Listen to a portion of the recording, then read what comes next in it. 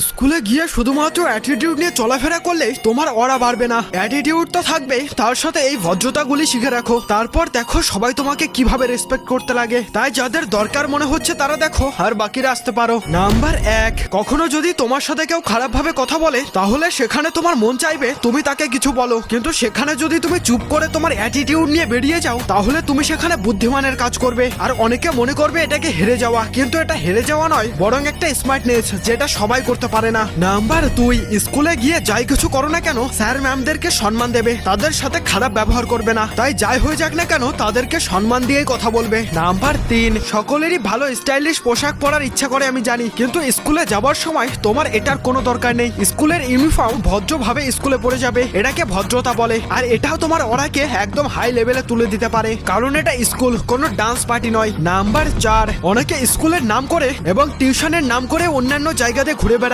অন্তত এটা করো না, কারণ তোমার বাবা মা অনেক কষ্ট করে ইনকাম করে তোমাদেরকে পড়াচ্ছে, এটাকে একটু তোমাদেরকে বুঝতে হবে। আর হ্যাঁ, জানি এসব বলার আমার কোনো অধিকার নেই, তাও বললাম, মন চাইলে করো, না হলে ছাড়ো। আর যাদের মনে হচ্ছে এগুলি ঠিক কথা, তারা কমেন্ট বক্সে ইয়েস টাইপ করে যেও।